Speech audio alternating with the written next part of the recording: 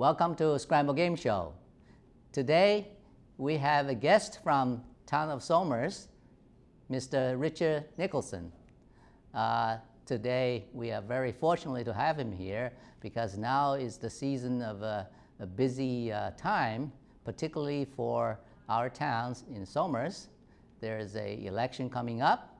However, Mr. Nicholson is taking his time off to spend a few minutes with us, relax a bit, because on our game show, we don't talk politics. We are talking about word games. All right, Richard. Thank you. Welcome to our show. Pleasure to be here. Thank you. I know it's your first time, right? It is my first time. Yeah, and I also know that you actually enjoy word game. As a child, in our home, my grandmother lived with us, and from our youngest days, she was an avid Scrabble player. Oh, right. So it's something that's continued, and whenever we're on vacation, particularly with my wife's family, there's rarely a time that a Scrabble game is not going on in the beach house or any place else that we happen to visit for vacation. It's a great tool, a great word crafting tool. Okay, we'll get to the game later on, but let me introduce you first, or you can help introduce yourself. I know you are a longtime resident of Somers. Yes, we moved here, my wife and I, with 2 children at the time. We've had an addition since. Back in 1987, we lived for 10 years on Scott Drive, which is very close to the El Forno restaurant. We then, in 1997, just about 10 years ago, we moved to Blackberry Hill Road, where we currently are situate now with 3 children, 2 boys, 2 older boys, and a little girl. Not that little anymore, she's 15. Wow, and you have 3 children. And your children, of course, gone through Somers schools. They did. They went through the Primrose School, the intermediate school, the middle school, and had a wonderful experience here in the Somers schools. So how's they feel about our school, or your view about our school? Well, I think I think it's fairly well known that we have excellent schools in Somers. As we can see, there's a great deal of work going on in the schools now. In fact, just this morning, I happened to be up at the high school track doing a little exercising, not nearly enough, as you can probably see, but the program is moving forward, and you could see just over the summer a great deal of the construction has been accomplished, and thankfully now the school buses are no longer by the front of the road, they're back behind the high school. That's a really great thing, yeah. Really nice to see, because while of course school buses are very necessary to get the kids to and from school, we really don't like to see them right up on the road. So you get any feedback at all from residents now about this new construction, the new image that the schools have sort of started in this fall? I think during the construction phase it's always difficult, because people would, everybody wants to have the construction completed. But generally speaking, I think as the bond passed, I think many of the residents, particularly folks with kids in the schools, are pleased with how the schools are being managed, how the money is being spent. It was not inexpensive, but I think most of the people are pleased with the Somers schools, and the kids in the schools, or the parents of the kids in the schools are very pleased. Yeah. With your 2 boys, I understand you've been sort of coaching them with sports and activities in when the past? They were, yes, thank you. When they were younger, both boys, I was involved in their coaching, baseball primarily, but some soccer and some basketball as well. And they were very, and remain actually, very athletically inclined, both on school teams, recreational teams. I know both boys in college played a lot of pickup and rec type sports. They did not play any of the varsity sports in college, but they love athletics, and both of them actually right now are still very, very athletically inclined and are staying, thank goodness, well, in sports good shape. Really is important in schools. All right, let me ask you a few questions, basically for our audience's sake. Our audience generally are young children. We certainly hope that they watch the word game and to play with us and so on. It's helping them to learn. Also, of course, along with them is parents, so on. So questions are, I hope, could give kids some idea about how the whole community is all about. Now, first thing is, how does the town, Somers, sort of function as a community from a government point of view? The town of Somers is the first. It's a town. It's not a village, and it's not a city. Villages and cities have mayors. Yeah. Somers, being a town, has a supervisor, who in our case is Supervisor Mary Beth Murphy, and it also has, as a governing body, 4 councilmen. Right. The supervisor runs for election every 2 years. Mm-hmm. The council members run every 4 years, but 2 running every 2 years, staggered. Yeah. So that every 2 years, 3 board members are up for election. The supervisor and 2 councilmen. Uh-huh. This coming year, the seat that I hold is up for election, and another of the town board seats is up for election. Uh-huh. So the 5 members of the town board run the workings of the town separate from the school district, and that's something I think that needs a moment to point out. The school is monitored and run by the school board, where we have elections, as you know, being a newly elected member. We have elections in the spring for the school board. Right. The town board is elected on the more conventional election day, which is the first Tuesday after the first Monday in November. Right. So the supervisor and the 4 councilmen are responsible for the functions of government, such as the Somers Police Department, as opposed to the state police, who of course are responsible to the state or managed by the state. The town government also handles our Parks and Recreation Department. It handles the planning and engineering and the building department. The town also funds the Somers Library, where a construction bond will be coming up sometime next year with respect to expanding the library. I would also point out that the library, however, has a library board, which has almost not complete autonomy, but a great deal of autonomy in running the library. Funding for the library, however, is under the purview of the Somers Town Board. Likewise, the Somers Highway Department, where there is a primary upcoming actually next week, the Somers for the Superintendent of Highway, that is another board where the town funds the Highway Department. However, there is an elected highway superintendent who is responsible for controlling and the running of the highway department. Yeah, that board, are all board members elected officials? On the town board, yes, all board members are elected. The library board, they are appointed by the members of the library board are appointed by the town board, but the elected positions in town are the 5 board members. 2 judges who sit as town judges are also elected. The highway superintendent is elected. The town clerk is elected, and the receiver of taxes. Those are the elected positions in town. Good. This is a great civil lesson for us. Now, I know that, of course, school board or school district is important for kids, but I think town also does a lot of things for kids, right? You can probably tell us a little bit, what does town say offer or help in children's life? Yes. Primarily, and where I was first involved actually in my own children's life and what the town provides for children, is primarily at the direction of the Parks and Recreation Department in the town. There's not a parent in town, I'm sure, of a child over 3 or 4 who has not been to Reese Park and has seen the various town fields and facilities that we maintain there. So in addition, and from when I was a youngster growing up, there was football, baseball, and basketball in the local Little League down in Yonkers. Henry S. Richards it was, let me get a plug in for Yonkers. Now there are varied sports. Many more sports are available to our kids, including soccer, lacrosse, along with baseball, basketball, football.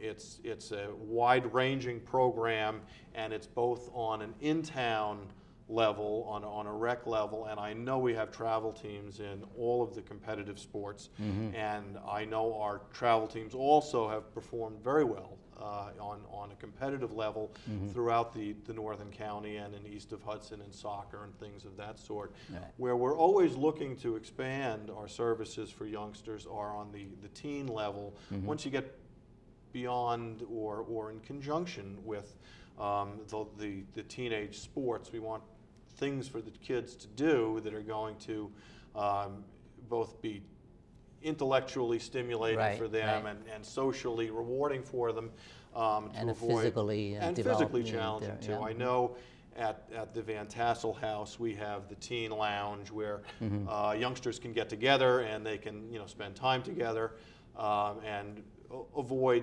some of the dangers that we all fear our kids falling victim to. Today in our society, the families usually have two working parents, and the youngsters sometimes, particularly after school, do have time that without direct supervision of the parents. So I think in some sense that the town would have to step up, sort of offering activity services that help children to have something to do or focus their attention or energy onto something that is positive and educational or physically challenging, as you say. So that the town recreation department is playing an important role there. A very, very significant role, and my hat's off to the recreation department in town. For years, Sylvia Kalil ran our Parks and Rec department and did a particularly wonderful job. And everything that I've seen coming out of Parks and Rec, it's just a wonderful job. And I want to also give kudos to the Parks and Recreation Board. There's also a board behind. There's a Parks and Recreation Board, and the Parks and Rec Board, they are instrumental in programming, in field use, in all of the various aspects of dividing the limited resources. Unfortunately, all of our resources are not infinite. They're limited. Right. And Steve Ralston, who is our current Parks and Rec superintendent, has done a magnificent job, along with the Parks and Rec Board, trying to keep all the divergent interests in using the facilities accommodated, and where not being able to be accommodated, at least mollified, because it's a very, very challenging job, and there's always demand for field space, field time, and we're always obviously looking for expanding our inventory, if you will, of fields, and we are on the way in doing that. You point out something that is really important, that is with limited resources, we got to be efficient and sort of creative and utilize the resources that are available. So I think town does offer many things, from children to adult programs and so on. I trained as a scientist, as a technologist. I always feel that we need to get technology into this, services to optimize or make things more efficient. Hopefully, we will, somehow influence slowly to get the recreation department to manage these activities with some of the technology tools. Okay, for example, one of the things I just learned firsthand, because I offered my time to do some after-school program, teach kids, learning games and so on. They have to be registered and so on. Oh, there's a whole process of a registration and, as you say, allocating time and so on and so forth. That part, I think we could, make some improvement there to get the technology into it, so people can see that all on the town board, town website. Right. Schedule, plan, forms, and so on. I understand also the town is trying to improve that website. Absolutely. Hard to believe, when I moved here 20 years ago, there was nothing even televised in town. The town board meetings weren't televised. No meetings were televised. Right. So over the last couple of decades, you've seen it go from almost prehistoric by today's current, media and technology standards, to almost all of our boards, well, don't let me say almost all, many of our boards are now televised. The Zoning Board of Appeal is televised. The Parks and Recreation Board is televised. Oh, the is town that right? board, the town board is televised. The planning board I is thought televised. the school board is the only one. No, that's a different channel, though. Oh, you have to look at I a different see. channel. It's in a different place. Right. So there's a great deal of media access now to people in town who can't get out. Obviously, people with young children, they can't get out to the town board, and frankly, the chairs aren't all that comfortable. They could be a little more comfortable. So folks at home can find out and see what's happening with the town, and with the governmental boards just by watching on television. But as you say, our website, the town website, which is a creation of the last 5 or 6 years, I think that it's a great tool, and I think it needs constant addition and updating and expansion so that people can really find out and access all of the things that the town has for them in one localized spot. And it's been an absolute certainly this whole information revolution, or the internet revolution, is helping a lot in the various sort of aspect in the society, and our town certainly should keep up with the technology and absolutely. Just in coming to be with you this evening, if we couldn't hook up by phone, people leave emails. I mean, there's just, it's quite a different world. In fact, I invite you for that very reason. I feel we televise a lot of things, we have a lot of things in the media, but do we get to the children? Do we get them to sort of learn what's going on, okay?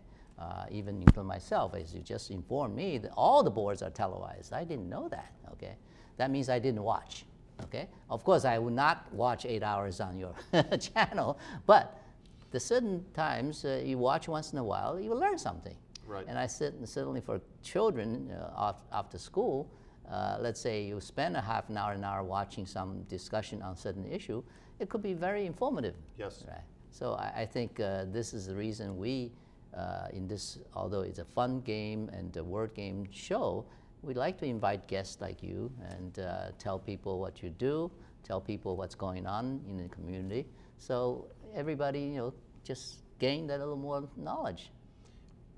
I think that an informed community is just such an advantage, because when people realize and see what's happening and how things are happening, it's an advantage because A, they're informed, and B, then they will share their input with us as well, because nobody, as I've been wont to say, has a patent on the first brain cell, and it's only when we get feedback from the people in town that we realize what it is that we want to do, because almost all council people really are there to serve the people who've put them there, and to bring the people, bring our services where and how the people can best and the use fact them. that all these boards are voluntary, service, right? They're not the board members are paid. The council, you're paid. I Right? do want to. It's not a. The councilmen, I think, are paid about $11,000, but almost all other boards are volunteer boards, although I think the chairman of the boards receive a very, very modest stipend. But yes, it's volunteer boards. And before I was elected back in 1995 to serve on the town board, I was a member of the planning board for 4 years before that. So I have some familiarity with that process, and certainly the planning process, having spent 4 years on that board. But it's volunteerism in the town that makes the town function as well as it does. And I, for one, and I know I speak for other board members who can't thank enough the volunteers who give of their time, give of their talents, and give of their abilities to the town, because it would not function as well as it does. It wouldn't function close to as well as it does. And it's not just even volunteers on the government level. It's the volunteers with the kids, with the coaching, and with the after-school activities.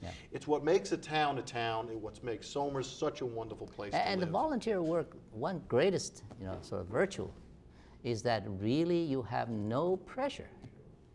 When you serve volunteer work, it's a joy, because you can quit if you really think it's a pain, right? You can. And you're not paid, you're not tied to it. But if you do and you serve well, It's a joy, really. It's enjoyment. And without just picking up on what you're saying, it's a labor of love for most of the people who do it, and it's not just. Obviously, when your own children are involved, there's a little more motivation to do it. But I've known people through the years in town. Their kids are long past certain stages, and they're still in there volunteering their time. And, it's just it's great to see. It's great to see. It's one of the many reasons that makes this town such a special, wonderful place. And we've loved it for 20 years and wouldn't want to live anywhere else. Good. Now we'll come back a little bit on our show. We been sort of existing for at least over a year, maybe a year and a half now. We trying to be sort of a grassroots approach. We just focus on the local communities. The Scramble Games has a tournament every year. Okay, we had twice already, and hopefully we'll get the third one the coming winter. We are not comparable to Scrabble in a national sense or in the fame sense, but we have a fairly devoted sort of followers, and the game compared to Scrabble has a lot of similarity, but a lot of sort of pluses. That's where we really feel that it's good for the children and for adults as well, and even for people senior, because they stimulate the human brains in a way that it really is healthy. Okay, so we sort of offer this, okay, for the purpose of community sort of unison, because families nowadays that are so stressful, there's a lot of things that are sort of driving them apart rather than together. We like to create an activity, sort of make people, to be able to share. Either you watch the game and on this show, or play together. You can play across generations. Okay, this game. I want to impress you because you played Scrabble before. When you start doing this, you'll see you can play with your wife, your kids, and or 3 generations when grandpa, grandma come visit, because they are so easy to play. Not only that, this game, Scramble, can be played in many games. Its name Scramble is sort of like a collection of games. Its principle is simple. It basically word game. Spell words, making words, but you make it longer and challenge yourself to make longer words. And you can steal from others, and you can add, you can do these things that Scrabble cannot do. Okay, so it gives you the variety. Now, you probably haven't heard, we can play Scrabble poker. How do you make a poker game out of this? For example, Texas Hold'em, which is a poker game many people are interested in. Right? Yes, I've heard it's a 5-card, 2-card. If you change those cards to letter cards, and you hold 2 cards, you have community cards on the table. I can make a word, you can make a word, and I can see whether my word is more points, less points, because each letter is assigned a point value, so on. So you basically adopt the same fun and sort of procedure as a poker game, but you got the learning into it. You got the challenge under the brain, in addition to the fun of having a game. Right. So you can play poker, you can play mahjong, you can play bingo, so on. In fact, today we're going to continue on to demonstrate the bingo game with our little sort of we call it technology screen to show people how to play on the TV, and they can learn about it. Okay. Now we also introduce Scrabble in a puzzle form. Actually, in the town board, not town board, town website. Town website has a Scrabble puzzle. Okay. Again, it's make people play crossword puzzle, other puzzle for the reason of stimulating. Right. We do the same. So this is sort of our passion here. Okay, we like to invite people that can help us to make the program more interesting, more informative, as well as introduce people into this game so that you will be, a Scrabble player. Well, I appreciate that, and As I pointed out earlier, word games, you know, throughout my life actually, and not just my life, but the lives of those around me. We've been doing it since I was a youngster. Okay. Well, sounds you know, that little box we gave you just now is a souvenir, is a Scrabble calculator. So to induce you to start playing Scrabble. You can count on me. Right. All right. Thank you for coming to the show. Thank you very much, Dr. Chang, for having we'll me. continue on to demonstrate the Scrabble Bingo, and you're certainly welcome to stay with and watch and so on. Okay? I'll be happy to. Good. Thank you again. All right. So Thank long. you.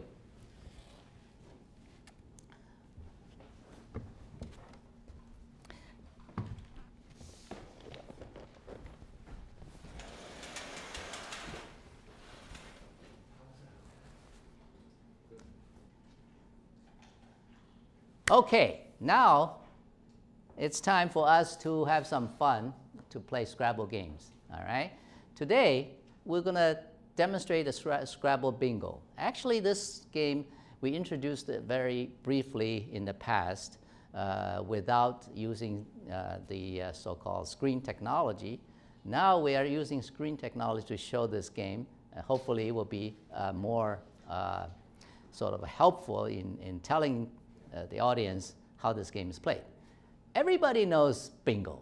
Bingo game is such an old game and simple. You play with numbers. You have a bingo card. The bingo card typically 5 by 5. So you have 25 boxes.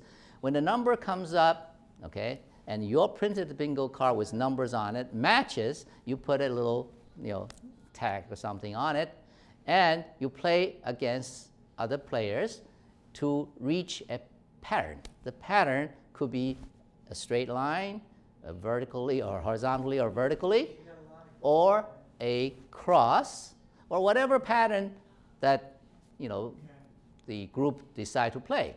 Now, first one had the pattern made would yell out bingo, and typically prizes are given and so on. It's a very good, you know, fun game, particularly in a large group. And at least a few years back, maybe youngsters today may not seen that, but in the 60s, probably 70s also, there are a lot of bingo games going on in, you know, church and schools and different places.